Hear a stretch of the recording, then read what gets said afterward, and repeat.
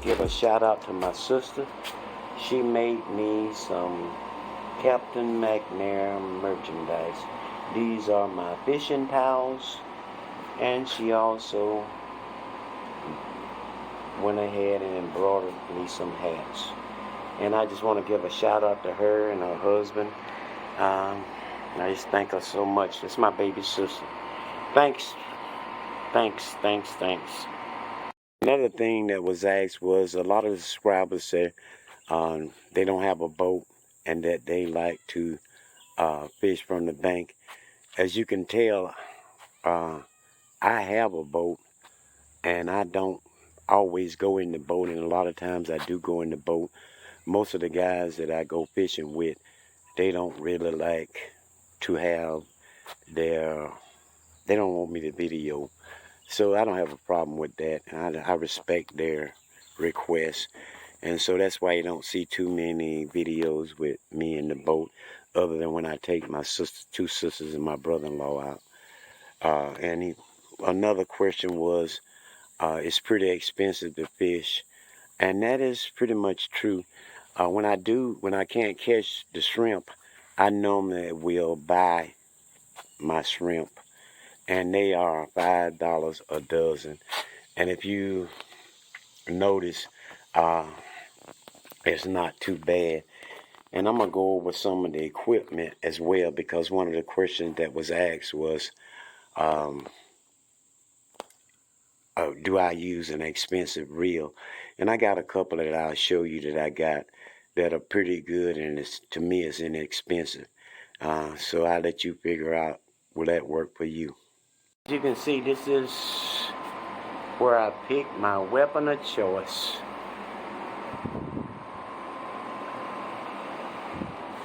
I like to do, I freshwater fish a lot too. And one of them subscriber asked me about freshwater fishing. I do a lot of that. And I think one of the main questions that I'm going to try to answer, I had a couple of subscribers that asked me about my equipment that I fish with. And they was telling me that they couldn't afford a pen, but I don't think that's not necessarily true. But what I could tell them is I bought my wife, I bought her this H2O Premier, and it's you can get them at Academy. And if you look at it, it's not a bad rod. It's got 4-ball bearings, and not only does it have 4-ball bearings, but it's a 5-to-1 ratio. Also, pretty good reel. One of the downfalls that I found with this reel is you can't fish in salt water. That's what it says. Not good for salt water. But that's the only place I've been using it is in salt water. And I've had it for almost 2 years. And it's a pretty good rod.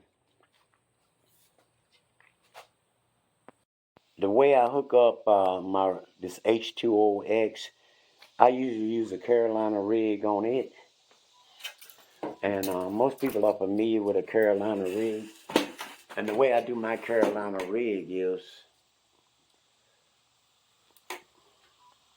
a little bit about my Carolina rig.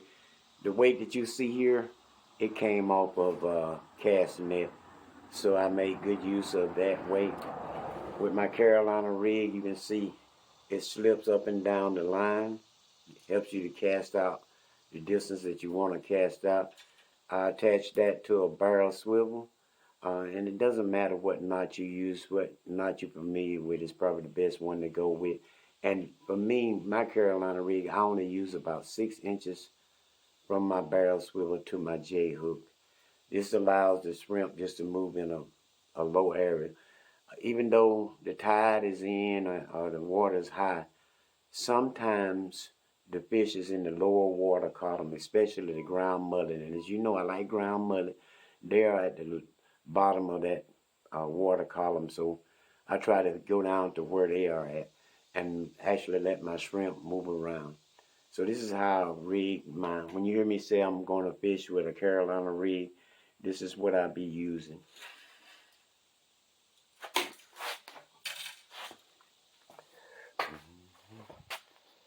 Well, and the next least inexpensive reel I got, my children bought it for me from one of my birthdays. And it is, I don't even know the name of it, but it's a pretty good, it's a 6,000. I don't know if you can see the name there. Uh, and it's, I think it's from China, but it's a pretty good pole. It's a 6,000 series, 10 ball bearings. It's a pretty good reel. Um, and as you can see, I do the same thing with pretty much all my poles.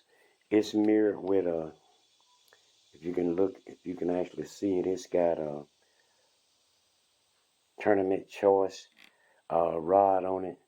And this whole combo, when they bought it to me, it still had the sticker price on it, and they paid $37 for it. And I use it all the time. With this pole, it's almost like the other pole. I use a popping cork. And if you look at my popping cork, um, I was fishing down it. It has the popping cork with a weight in between the popping cork. I hook the barrel swivel to it, and then I put about a foot leader on it. Um, and the unique thing about this barrel swivel, as you can see, I have a slip. I made it a slip bottom, so it stops right there at the weight, so I can make it as high as I want. When I'm fishing down at Moses Pier, the water that we be fishing in is about 6 feet deep, and like I said, most of the ground mullet and white trout, they hang at the lower part of the. So I always put it about anywhere between 5 feet down, and that way the shrimp is at the lower part of the water column, and this works out good. If I fish in deeper water, I can always bring it down and try it. Because once, especially when I'm in the boat, once you look and see how deep the fish are and what part of the water column they're in, you can lower the bait down to exactly where they're at.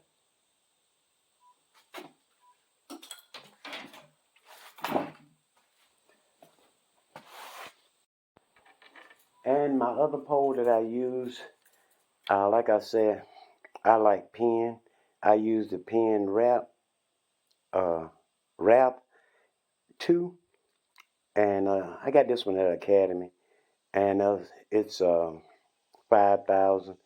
And I usually spool it with, uh, I use 30-pound test for my main line, about 250 yards, and for my lead, I have a 2.5 feet lead, which is about 20-pound test. Because a lot of times, especially when you're in the boat, I like to fish reefs, a lot of reefs, especially when I'm going around Katrina Reef. You have some slot reds that be out there, and sometimes you get them bull reds, they be real big, so you need to wait to get them out of there because they like to go down deep. And the next one I use the Pen Pursuit. This is a good, this is battle tested. This is a pretty good uh, reel. It's Pursuit 4, and it does really good. I use it, I got it mirrored to a 6-foot rod, and I use my lures with it. I like to fish with a lot of lures, especially when I go to like Taylor's Reef, Katrina's Reef. Sometimes I go to Jailhouse Reef. Those, they hold a lot of good fish, so when I'm out there in the boat, I pretty much use it. Uh, But I use it too when I'm fishing on the pier because I put a jig head on, about a 1 ounce jig head on it, and I fish it from the pier.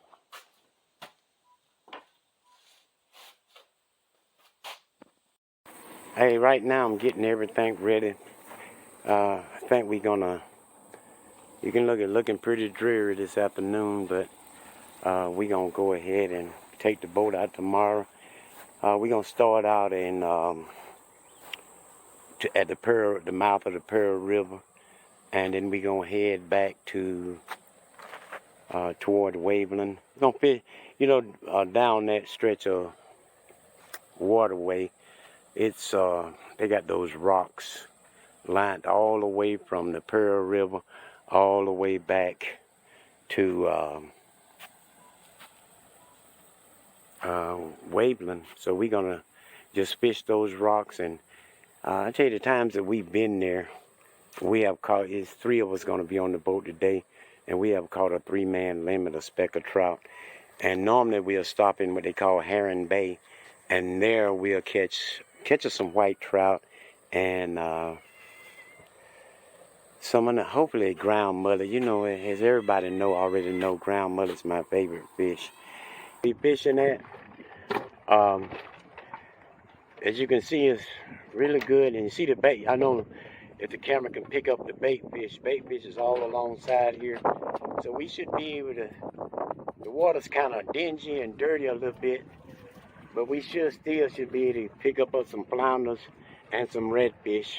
Well, I hope my little old tutorial helped with some of the questions that you guys had asked, and I really appreciate all the subscribers I have, and I thank you so much. And hopefully in the near future I can have the better content, hit more fishing spots. And to you guys that like bank fishing, our pier fishing, I'm gonna see if I can do a whole lot more and fishing from piers and banks, because I really like that myself.